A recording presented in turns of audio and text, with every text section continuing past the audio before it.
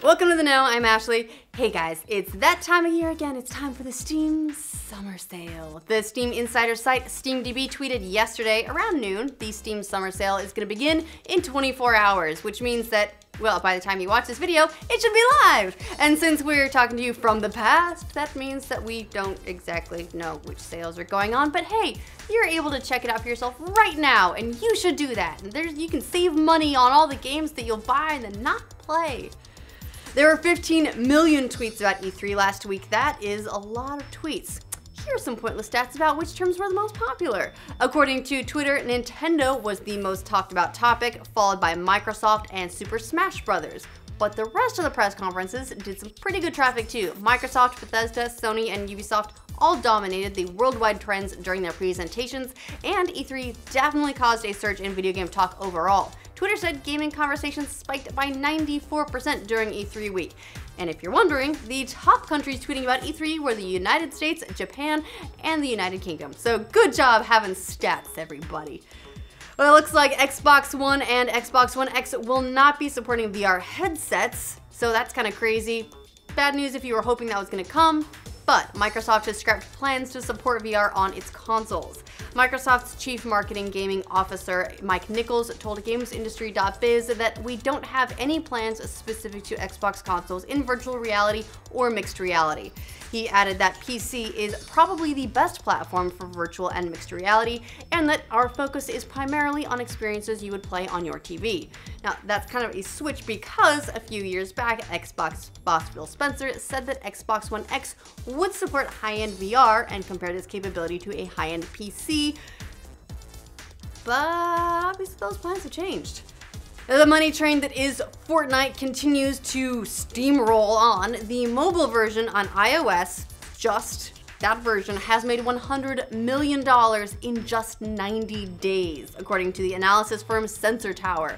The site said that it's already one of the most successful mobile games to come along in years, far ahead of PUBG's mobile version. Sensor Tower estimated that mobile PUBG made just $5.2 million in revenues over the same time period. If you're wondering though, the mobile champ, still Clash Royale, which made $154 million over its first 90 days. Wow, that's so much money.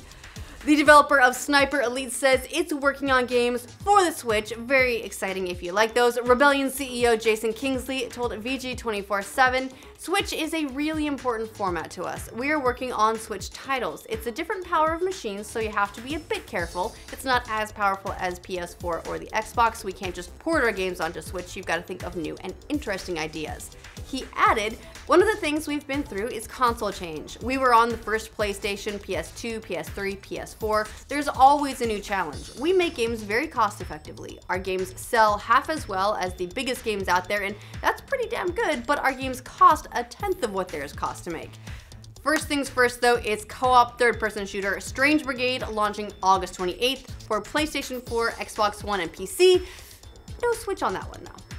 The sequel to the 2014 turn-based sci-fi game Xenonauts has been successfully crowdfunded, and it only took half a day. The sequel has now made more than $100,000, which is way past its goal of $65,000. An update posted by studio head Chris England thanked backers of the Kickstarter. He said, I had genuine concerns this morning about how well this campaign was going to go. The game's market's become far more crowded since we started developing the first Xenonauts, and Kickstarter is hardly the fresh new way of funding games that it was when we last ran a campaign back in 2012. He added, we wondered whether people would still be interested in Xenonauts 2, especially now it's 4 whole years since the original game came out. But hey, looks like the answer to that concern is yes. Yes, they are very interested. And it's also kind of the way that Kickstarter remains a really cool way of backing more niche stuff. Dragon Ball FighterZ is coming to the Switch in a few months, and for those who pre-order, there's a pretty cool bonus. Bandai Namco says that if you order the game in advance, you get a really obscure Dragon Ball game from the Super Nintendo era. It's called Dragon Ball Z Super Butoden, which was released in Japan, France, and Spain in 1993. So that's an interesting little pickup. Oh, also though, you only get the Japanese version, FYI. Dragon Ball FighterZ releases on the Switch September 28th. A MoviePass can be a pain in the ass, admittedly. The subscription service that allows you to see a movie a day in just about any theater keeps changing its rules and even makes some subscribers take pictures of their ticket stubs to prove they're seeing the movies they're signing up for. It's all kind of weird, but at less than $10 a month, it is still a hell of a bargain if you're willing to put up with all that. AMC just introduced their own subscription service for their theaters called Stubs A-List. It costs more and you get to see fewer movies, but some fans are excited about the greater freedom they allow. It costs $19.95 a month, so about double MoviePass. You get 3 movie tickets per week and you can use them for whatever you want as long as it's at an AMC theater. That means you can see 3D and larger format presentations like IMAX and even see the same movie over again if you want to, which are things MoviePass doesn't allow you to do. Some movie fans still think the price point is too high, and MoviePass itself snarkily tweeted, "Twice the price for a quarter the theater network and 60% fewer movies. Thanks for making us look good."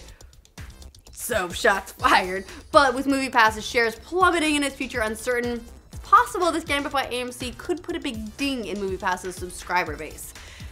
The Deadline caught wind of the director's shortlist for a Black Widow standalone movie, which you can use, hey, either MoviePass or this new AMC Stubs A-List thing to see, and seems like they're pretty serious about locking in a female director. I mean, worked for Wonder Woman. They think Kate Shortland seems to be at the top of the list so far, but faces competition in Emma Asante and Maggie Betts. None of the directors are household names yet, but all have made pretty impressive lower budget films. Kate Shortland is the most experienced filmmaker of the bunch. Her debut film, Somersault, was released in 2004. She's made a pretty steady stream of indies since.